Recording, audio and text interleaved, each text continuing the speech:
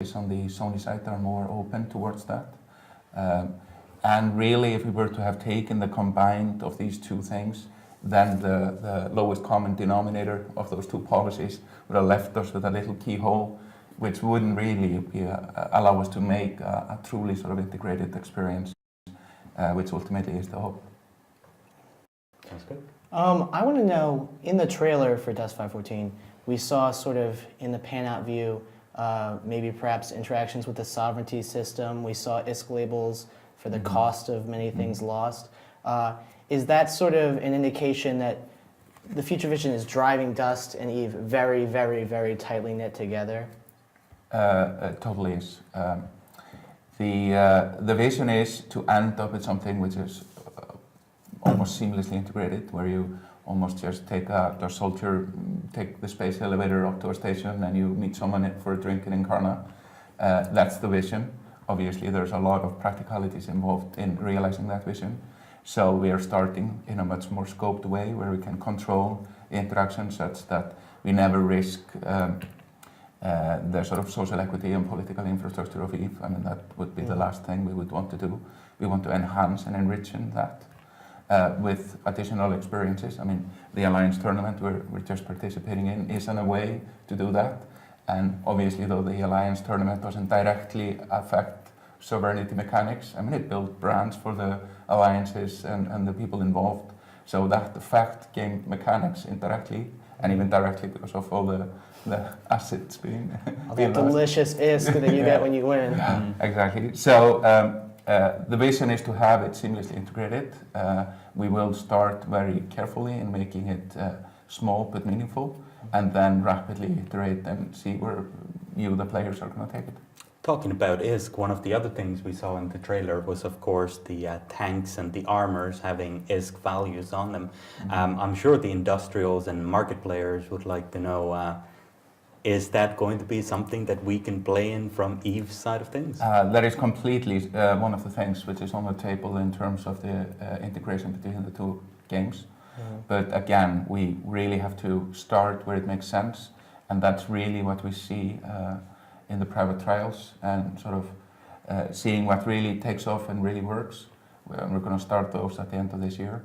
So exactly what's going to be in terms of interaction in the game at launch, it's difficult to predict now. But certainly everything that we've talked about here, we hope to bring to it as the years passed. I really like the idea that at least was in the trailer of simultaneous battles occurring in space and on the ground that affect each other in real time. Yeah. Is that like, and the ability for Eve players to destroy Dust players and Dust players to destroy Eve players, is that looking to be expanded on maybe in like a boarding mechanic or anything like that? That has certainly been discussed.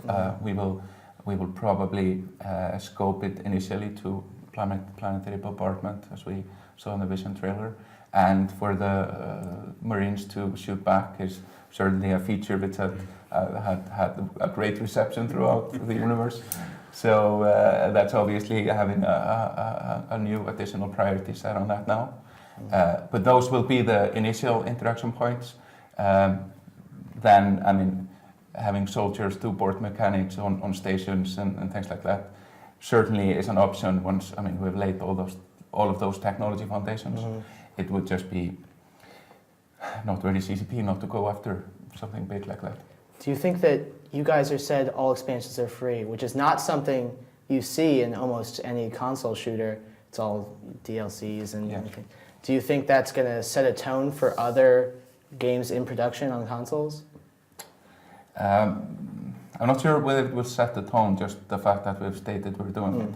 But I'm sure that once people see the power of that model, it will set the tone. Because what we've seen in Eve is that if you make one fluid experience where everyone has the same content to play with, even though they cannot afford all of it immediately because they haven't earned a status in the game, but it's all accessible to them, really builds this one single universe where everyone has an opportunity to meet and shoot each other in the face. And that's what we believe in. Or at the back, as Astro was like it. No, Okay. But I mean, at the end of the day,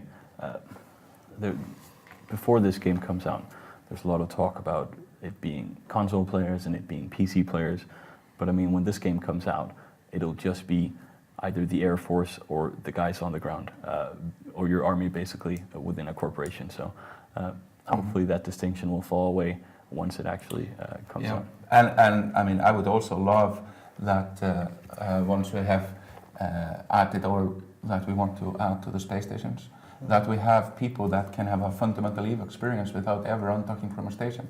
Where, I mean, all the social intrigue and what we see happening in space station in a sci-fi property is that we've added features to the point where that can be a worthwhile profession, just as we see many micro professions in EVE, which, I mean, currently happen in space, but they're maybe not well suited for that. Manufacturing, for example, I mean, obviously takes place in stations, and to have these sort of micro experiences connecting into one massive social ecosystem where everyone can find a play style for themselves, and we build one massive, complete sci-fi entertainment solution for all.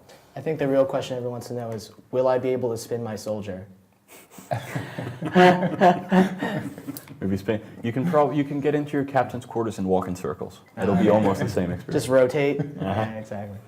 All right. So we do have one match left. It's going to be